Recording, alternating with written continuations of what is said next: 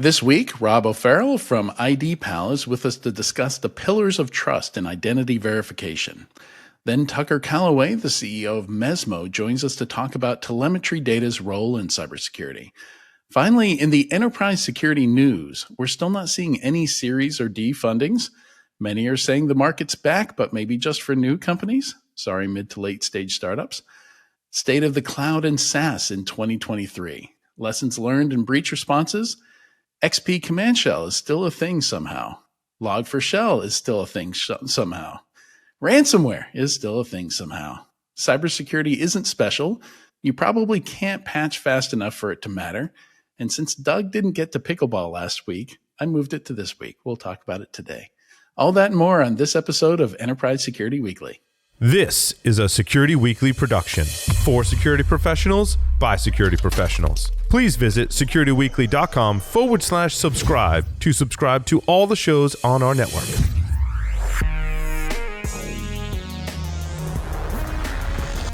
Broadcasting live from G-Unit Studios in Rhode Island, it's the show where we talk security vendors and aren't afraid to name names. It's Enterprise Security Weekly. All right, welcome to Enterprise Security Weekly and happy Monkey Day. This is episode 343, recorded on Thursday, December 14th, 2023. I'm your host, Adrian Sanabria, and joining me is the Czar of Zero Trust, the Captain of Content, Katie Teitler-Santullo. How are you, Katie? I am well, and welcome back, Adrian. You had a nice little trip in our intervening weeks. I did. And as Doug mentioned, I did visit the Alfa Romeo Museum. It was brilliant. I enjoyed it very much. I also enjoyed all the art we saw. I got to see David.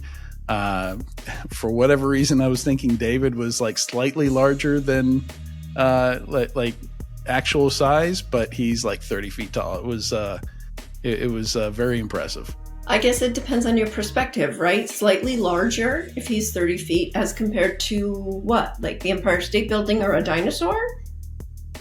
I didn't know what to expect, but they have it set up to where you round a corner and then he's just there. And it was it was definitely worth the hype. You know, that was the one thing I saw. Well, no, I'll take that back. I saw many things that were very much larger than life. You know, you see some of the cathedrals that took hundreds of years to build. And, you know, saw the Colosseum in Rome. A lot of that stuff is impressive, but I think David it probably tops that list for deserves all the hype, deserves all the praise it's given. Excellent. Yeah. Also joining us is the Baron of Bloodhound, the Pirate King of PowerShell, Sean Metcalf. How are you, Sean? Hi, Adrian. Doing pretty good. Missed you last week, but we got it done. Yeah. No, I watched it. It was good. You guys did a great job. Doug did a good job, and it was good conversation. I kind of like the idea of the longer chat with fewer news stories. You know, and I thought maybe that wasn't enough stories, but you guys got about halfway through them, so it worked out.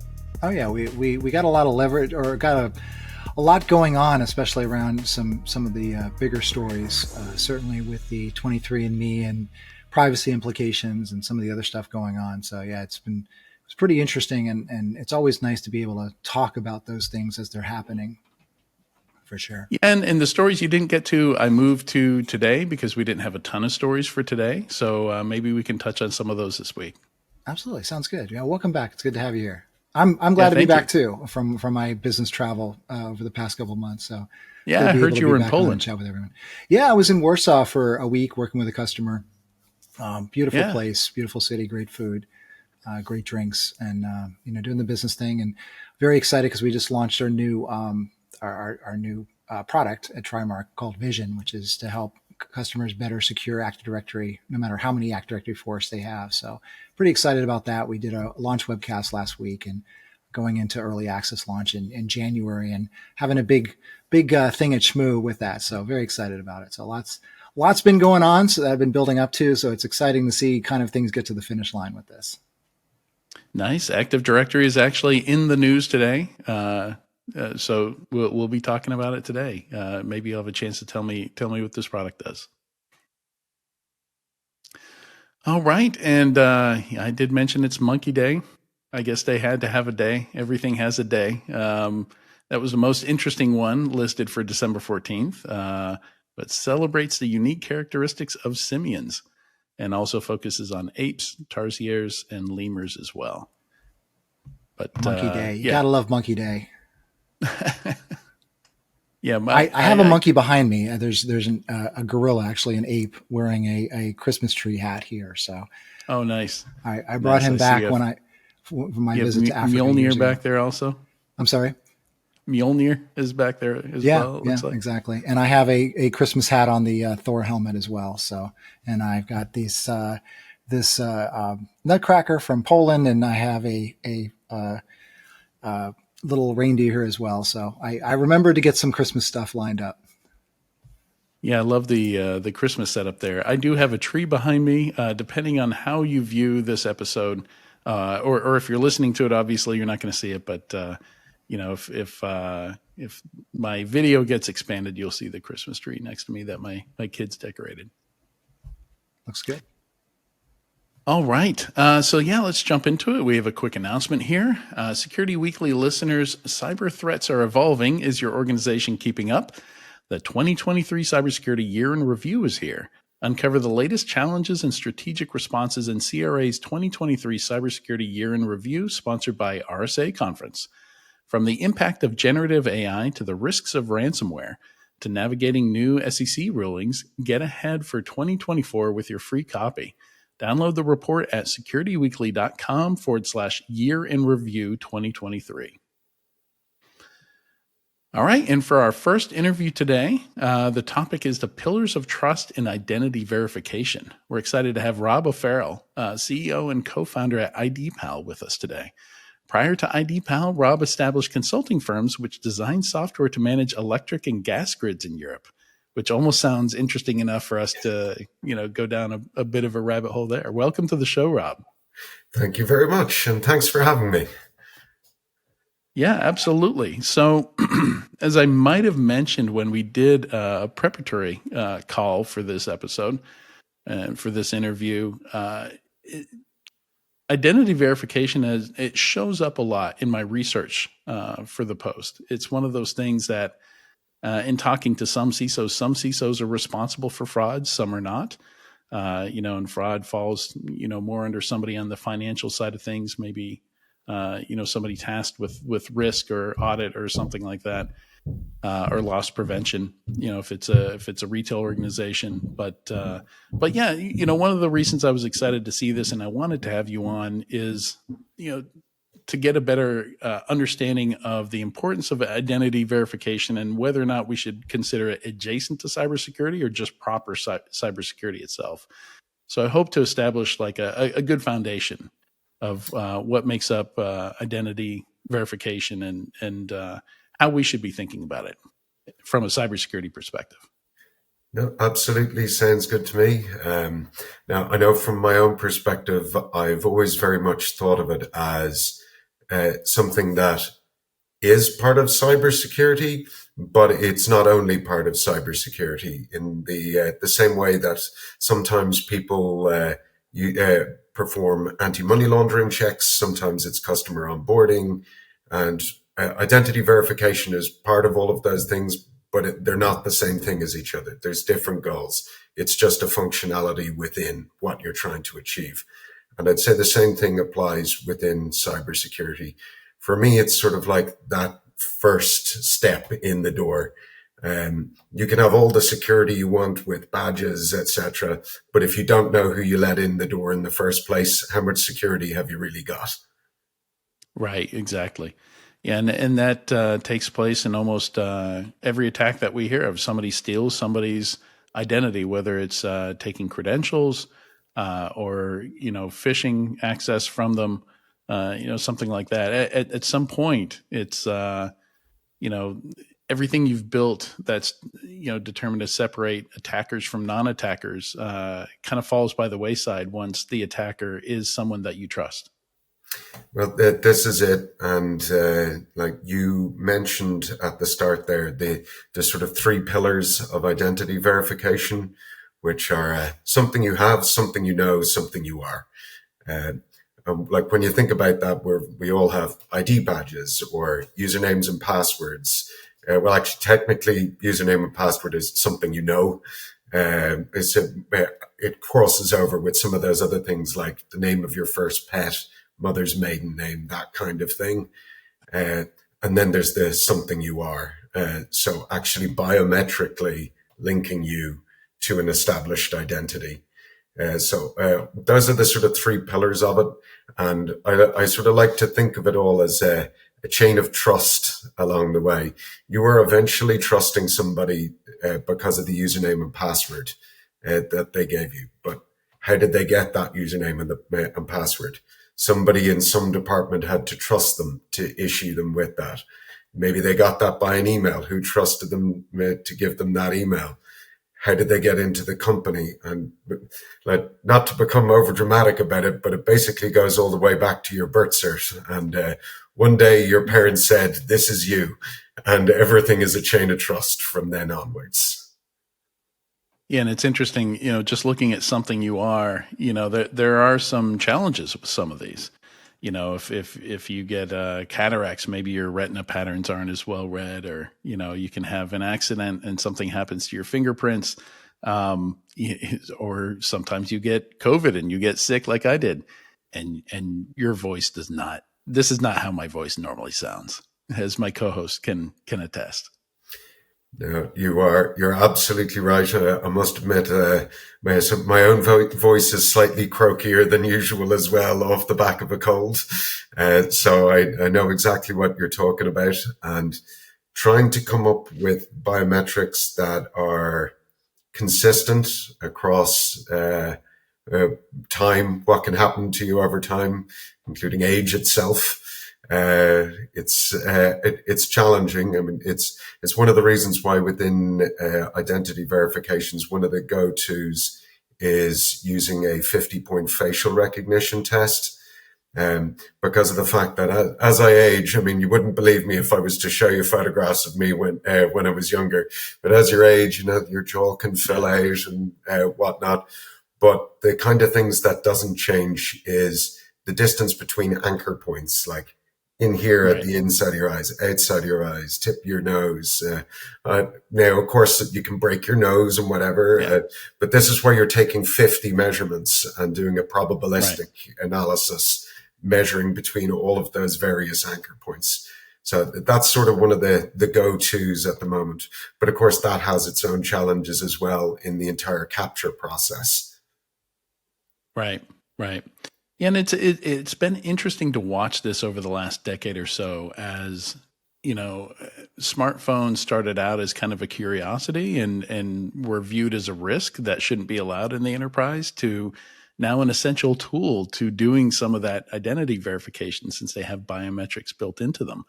So it's been, I think, fascinating to see like all that happened in like 10 or 15 years.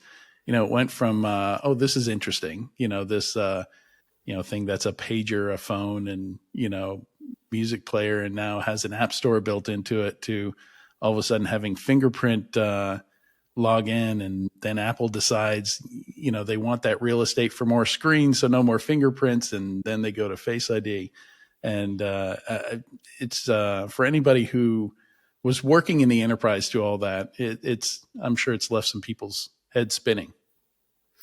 No kidding. I'm embarrassed to admit that I have been playing with these mobile phones since applications were being written, if you can call them applications, in WML.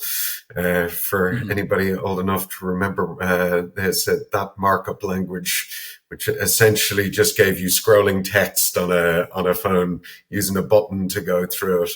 So yeah, the transformation in power is absolutely unbelievable.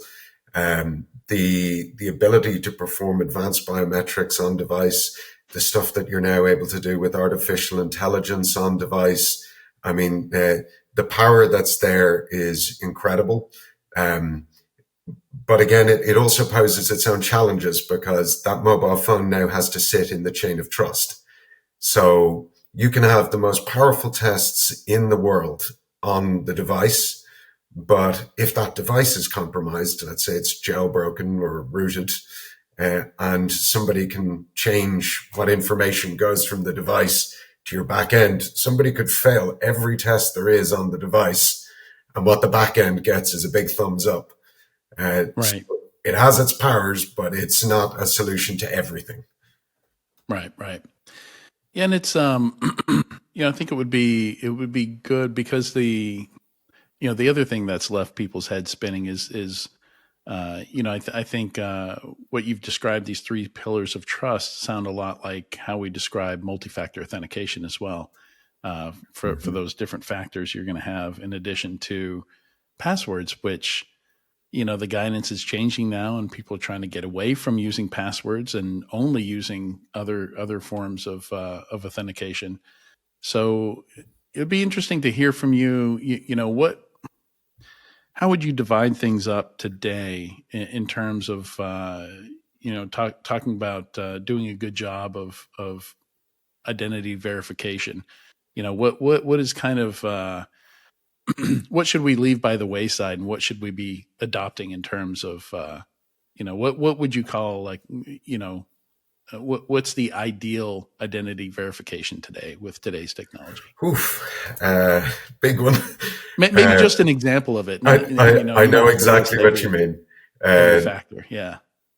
Yeah, no, I'll try and keep it simple by some comparison of what is or has been common versus where things are going for some common use cases. So, for example, e-verification was a very popular way of doing identity verification, and in some use cases, it still is. What I mean by that is where you enter data into a form, and that's verified against a database to make sure that you've got true valid data. But what I would say about that is that only verifies that you have established a true identity. It doesn't mean that you're dealing with the true owner of that identity. So, Well, and let me interrupt you real quick here, because there's something sure, I think I left out. I think we should distinguish, sure. because these three pillars of trust sound very similar to what we think about in terms of authentication. Hmm. Identity verification is something different that we're talking about. So I think it's important to note, are we talking about the process that you might do once when you first set up an account? Or would this identity verification process happen multiple times, or every time you log in? Like, let's make that clear as well before we dive too far in. Yeah, no, you're dead right. I would consider it all a chain. So there's something that you have to do first to establish that there's a real identity, that you're dealing with someone who's really present at the time, that the true owner of that identity. And if you've gone through that process, then you can have as many future interactions as you like to biometrically link back to that strong initial anchor that you set down, so that it can move into the authentication space. But it does have to start with an original enrollment to establish that first chunk of trust, in my point of view. Right. Right. And sorry, back to how you make sure, like, what's the difference between a strong anchor and a weak one? Because I think as far back as 2013 or 2012 might have been the first time I got a job without ever going to meet the company or anyone who worked at the company. I was completely onboarded virtually. The interviews, everything Mm-hmm. was completely virtual. Yeah, and back then that took some trust. Now that would take a hell of a lot of trust with the presence of deep fakes and Hmm. whatnot, where somebody can in real time look like they're somebody else, or change their voice, etc. So yeah, there's layers and layers and layers to that. But thankfully, there are tests that you can do to check that stuff along the way. So if I was to start with the very high level, you want to be doing three things. First off, establish a true identity. Second off, establish that you're dealing with someone who's truly present at the time, and then biometrically link that test that they were truly present to an identity. So as I was mentioning earlier, e-verification is one way you can establish an identity, but there's very few e-verification approaches that will allow you to create a biometric link. There are some, such as the SingPass program in Singapore, where the government has a national database of identities with biometrics present. But most of them, it's just static data. So this, in that case, I see your reaction there. Yeah, the entire national ID program is run by you having an identifier that links to the SingPass database. So that's how everybody born there or resident there has their identity established. You go further on from that, and there's in the following generation. So you have your passport, your driving license, whatever else. And there's various ways that you can establish that that is real and represents a real identity. So you can do visual checks, which can include, classify the ID. I can tell from anchor points on this that this is an Irish passport. And then now that I've established that, I know that an Irish passport has these 20 something security measures. Are they present? Have they been tampered with? So now I've established that I've got a true government issued identity. There are other things you can do there, but I won't go into too much detail. Then you can do what's called a liveness test. So there's a standard called iBeta level 2 for presentation attack detection, which allows you to check that when an image is presented, is there somebody actually present within that image, or are you, for example, looking at a photo of a photo, a photo of a photocopy, a printout, whatever that happens to be. And then finally, once you've established that, you create the biometric link back to that identity. So now you've got a true government-issued identity, you're dealing with a real-life person, and you're dealing with the true owner of that identity document. There are emerging threats there that there are other tests for, but I think that'll probably do as a starter for 10 for how you establish a good, strong anchor on identity. Right. Yeah, it's interesting. I remember back when Reddit first started doing AMAs, and it would include a photo of the celebrity holding up a sign, with a date and everything on it. I think, maybe 10 years ago when they started doing that, or whenever they started doing that, that was fine. But these days, how hard would it be to fake that image with the tools we have today? Yeah. Obviously that's not, I don't think that was ever intended to be at the level, that we'd want for, setting up an employment account or, onboarding a new employee or anything like that. But are there hardware requirements with some of those? Like, do you have to have a smartphone with a depth sensor on it, for example, to tell the difference between a 2D image and an actual person in front of a camera, for example? So it varies widely depending on the approach used, but one of the market leaders, ID-R&D, can do it off of a single image. So like that presentation attack detection certification I mentioned earlier, iBeta, there's 3 levels. Nobody tests level 3 because the cost of hardware to test it is way too expensive. So level 2 is what people get certified to. Off of a single image, off of a standard smartphone, they can catch 100% of presentation attacks, whether you're talking about masks or deep fakes or whatever else. Now, as I said, there are layers further that are a little bit tougher, but there's additional tests you can do. So, for example, you can get very, very good AI-generated ID documents and the like now.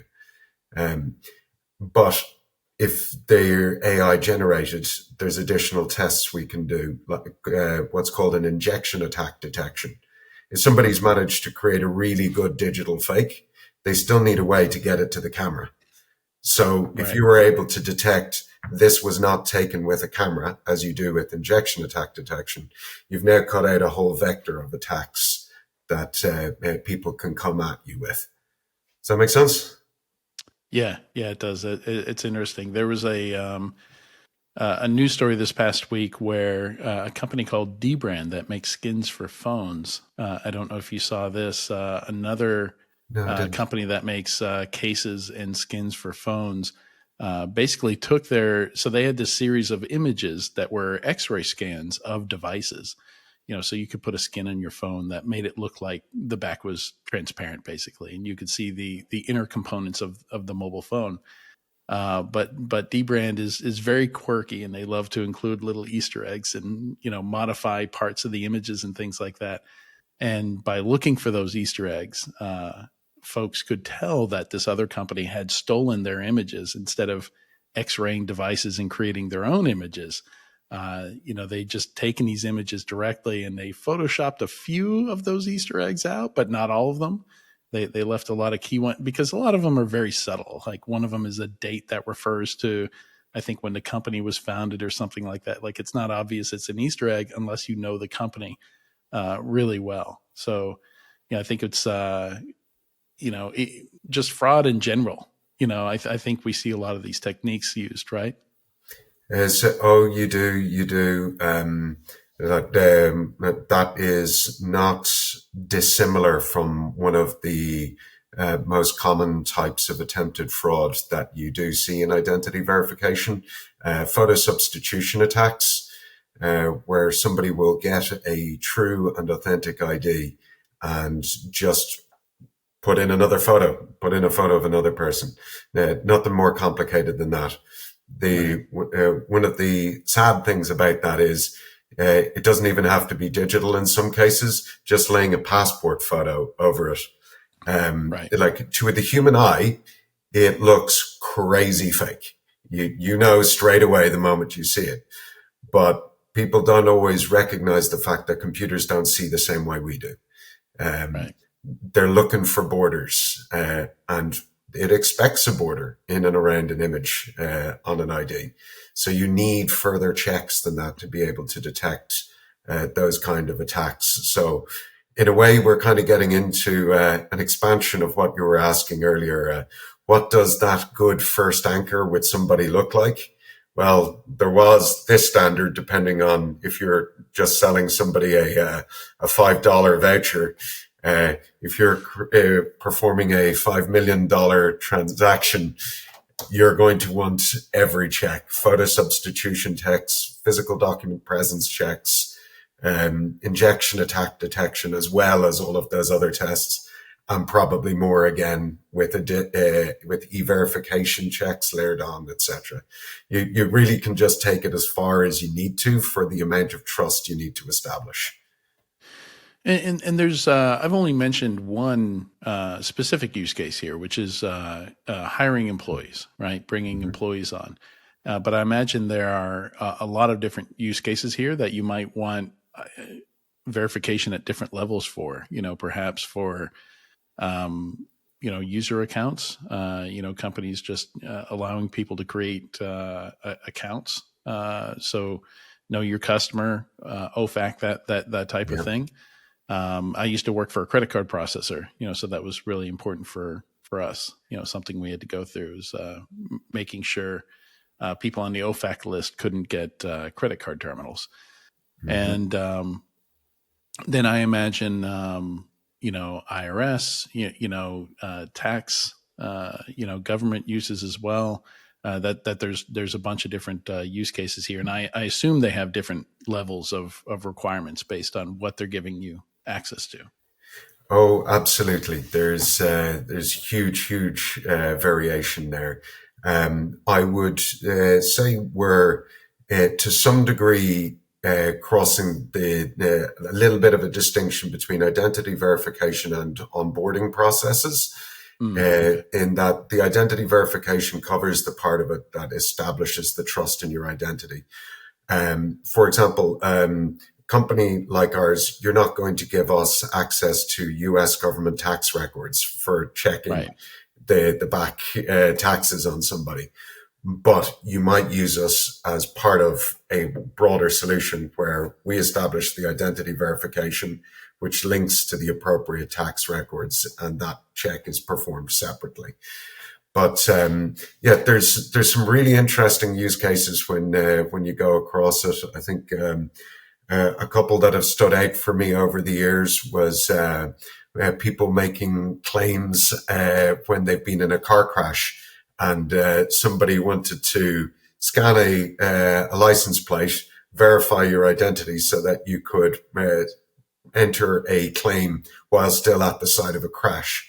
Or Las Vegas casinos that wanted to establish your age before serving you beer from a vending machine. So yeah, there's some fascinating use cases. You can imagine anywhere where you need to know who you're dealing with, whether it's just their age or exactly who they are. There's any number of cases.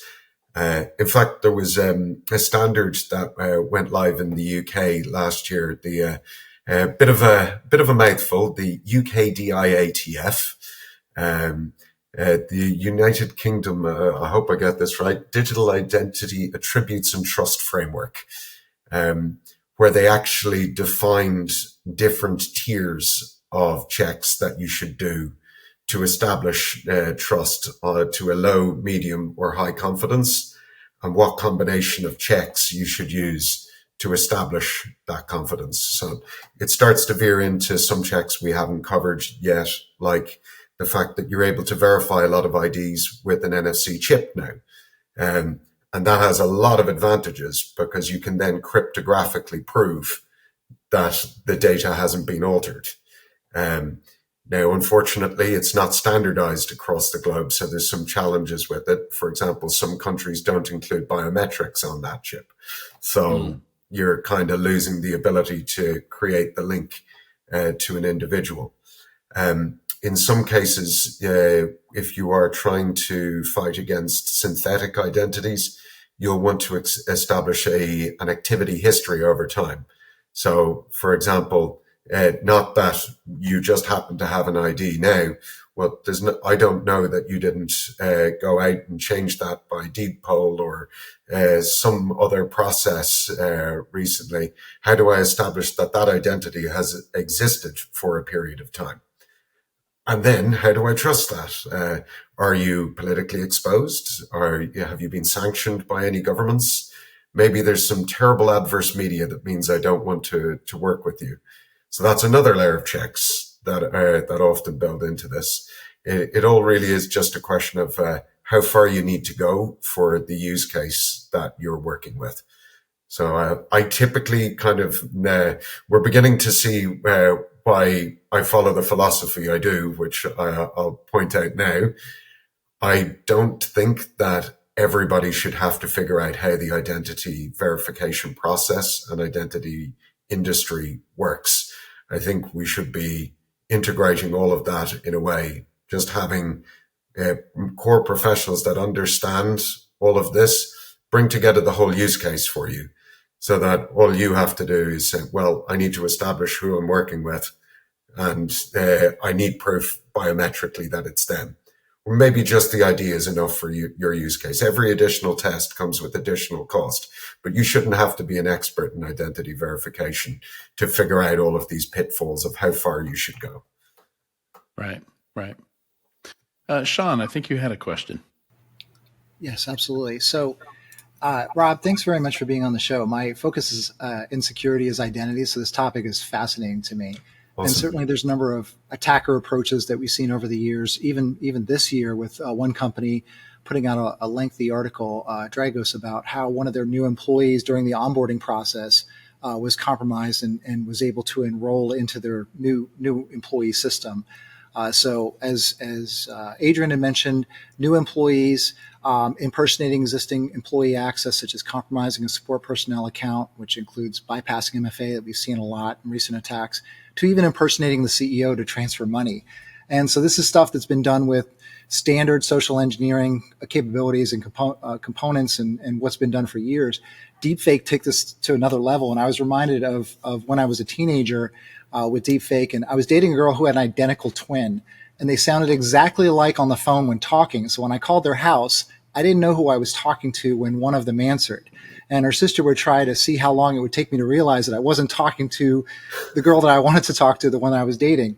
So I quickly realized that I had to reference something that I had talked before about with the girl I was dating that seemed innocuous to this other twin, sort of evil twin, so to speak, in order to help me identify who I was actually talking to. And I think it's almost like we're getting to the point with the technology and the sophistication of the attackers where we need almost passphrases that we've seen in movies with spies where we go over and we say the weather is interesting today, or, there's fog rolling in. And then when that gets authenticated, there's an appropriate response. Now, challenging with hiring a new employee, though this can have higher value with the more important established roles in the company like C-level.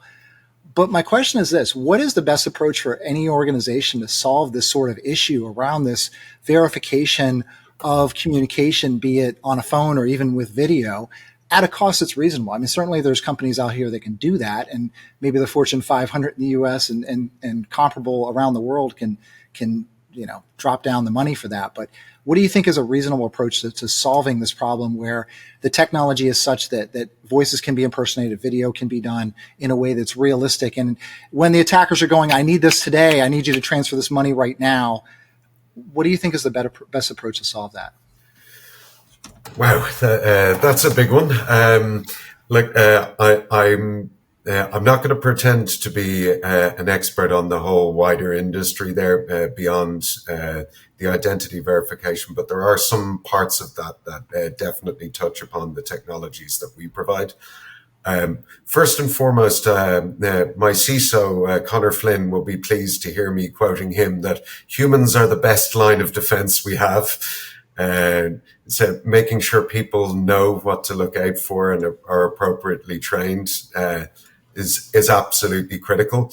But of course, we all know that even the best trained person can get overwhelmed, stressed, just be having a bad day. So we need to be providing as much help as we can along the way. I think one of the most interesting sort of supporting technologies for that coming out of identity verification at the moment is reusable profiles, and as a later evolution of that, self-sovereign identity. So what I mean by that is that taking the reusable profile case first, when you've established that first anchor, if the interactions you're getting somebody to go into are requiring higher trust, why not use a facial recognition test as an additional factor of authentication? And have that linked back to the original verification that was done. That link in the chain means it goes a little bit further for me than being just a comparison to a photo that was taken, because of little things you can do. So within identity verification, aside from your initial onboarding, we also refer to your ongoing monitoring. So you could have, or myself, anybody, we could have gotten into a given company with a clean slate, but 6 months down the road, you could be on government sanctions lists from all over the world. And this is where ongoing monitoring comes in. It's not enough to say good data went in. Good data can go bad. So you have to have that monitoring in place to make sure it's good. So that biometric verification you use as MFA, it's no use if it's not linked to something that is being monitored to show that it is still good data. And then eventually that can start to go to the world of self-sovereign identity, where you've got a form of multi-factor authentication built in, where you are carrying a token, so something you have. That token can be verified against a distributed ledger. You can use a biometric to prove that you're the true owner of that identity token. So you've got a built-in multi-factor at that stage. So in terms of what the identity verification industry can do there, I'd say that's probably the strongest coming enhancement. I'm not going to pretend to know all of the different authentication measures that you could use on top, because I'm sure you probably give a far better answer than me there. Fair enough. Thanks, Rob. Yeah, and then there's the bit. So clearly, I mean, this is an area where I expect we'll see more sophisticated attacks, and we'll have to upgrade our defenses against those, and we're locked in a bit of a game of leapfrog, as we have been in other areas, right? 100%. And in fact, the next generation of defenses is already on its way. I mean, I mentioned the likes of injection attack detection, but that's still a defense against visually capturing an ID. There is more and more digital identity programs being rolled out. So I mentioned one type in SingPass earlier, where you can check against a government database. But one that's becoming more common in the US is the idea of holding your driving license in a digital wallet on your phone. Now, if you compare trying to fight against AI generated images, and was this image taken with the phone, etc., that to being able to cryptographically prove that this is a true document signed by a trusted issuer, I mean, that's just levels and levels stronger. Now, of course, that does mean that we're going to have to deal with a very, very fragmented space over the next while, because people all over the world are not adopting the same standard. We've just seen in that one example, digital driving licenses versus SingPass. The New South Wales government in Australia has their own approach to doing digital driving licenses as well. So there is a strength of defense coming there, but it's not one that's going to be easy to adopt yet, because it's not standardized across the world. You're going to have God knows how many integrations, or going back to my point earlier, have trusted companies that bring together all of that and provide you the whole use case, not just a toolbox for you to go and figure it out. Well, it sounds like the challenge has always been a situation where we are trying to stay ahead of whatever the attackers are doing. I mean, in the older days, people didn't know how to write or read. As shown in the movie A Knight's Tale. So if you could just show that you had written down basically your history of your birth and your ancestry and show that you were a knight, then it was just accepted. You're a knight. Okay, fair enough. Go ahead and compete, right? And then as more people were able to read and write, then we had to evolve it to the next solution. But for a while there, IDs were just a little simple card that was printed, right? Until people were able to print things themselves at home. And these continue to evolve. And I think we're looking at the same sort of situation, aren't we, Rob, where we're trying to just stay ahead. In the example you gave, where you have a document that's not tied to anything, it's a driver's license that I presumably got from the some sort of government organization that printed that out and has some sort of way of verifying or validating that it came from them, versus a digital identity, which does go to that route.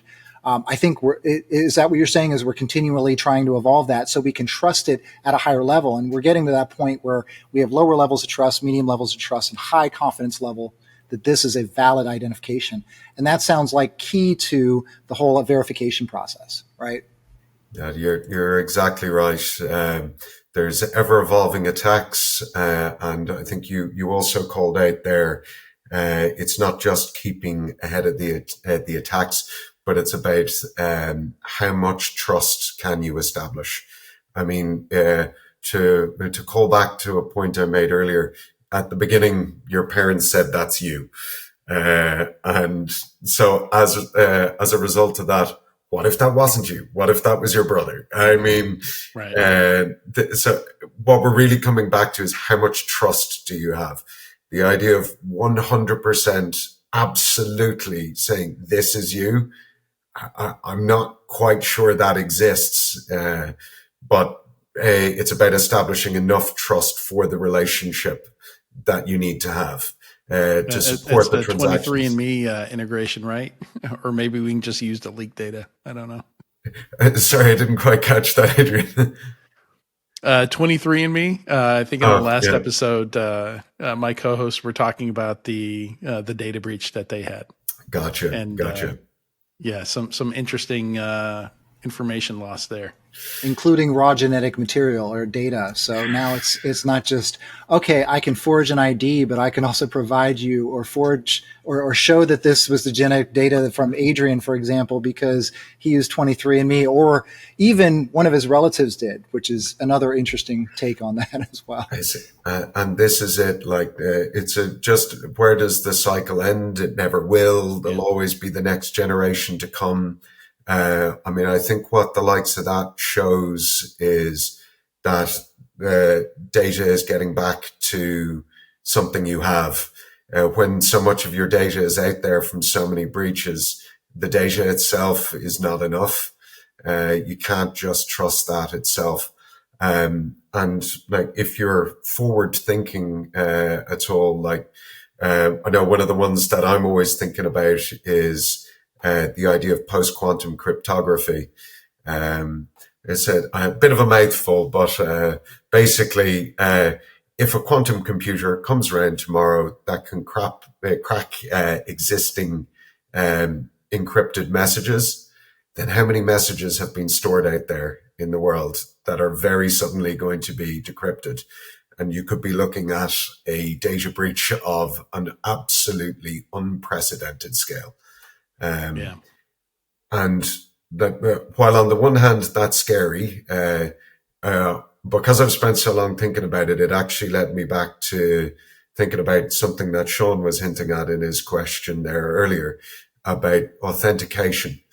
It's not just about having that data, but the thing that we for years used to think about, identity verification is for onboarding, will actually become part and parcel of nearly every ongoing interaction. Having the data won't be enough anymore. Having a thing, knowing a thing won't be enough anymore. You'll need that biometric proof that you're the true owner of the identity you're trying to claim. And ultimately, the ID that is presented, the quality of that identifier goes back to what verifications were done when you got that, which I think is what you were talking towards there, Rob, was if the birth certificate, which is this piece of paper that was generated, I don't know, 20, 30, 50, 80 years ago, right, by some sort of governmental organization, which is where that route starts, and there was minimal verification that was done from there to prove that that person is this person. Writ large, even at a passport level, like you were talking about earlier, it's very difficult for 200 plus countries to standardize on the same security protocols and have that technology and capability. So you can have that level of quality and assurance even with a passport globally. So yeah, this is a very tough problem. So I really enjoy having you on the show to talk through this because it's fascinating to me. Again, identity is one of my core focuses. So thank you. Oh, you're very welcome, and thanks for having me on. As you've probably been able to tell during the chat, I love thinking about and talking about this stuff, and I generally find you learn more about what you think you know by talking about it, than just sitting there thinking you know it. Absolutely. Yeah, Rob, thanks so much for joining us on Enterprise Security Weekly today. It's I think this was really, really useful. I think I got out of it what I was looking for. Yeah. Excellent. Very glad to hear it. And again, thanks for having me. Yeah. And I hope our audience did too. And stay tuned. When we come back, we're going to talk about telemetry data's role in cybersecurity with Tucker Callaway, the CEO of Mesmo.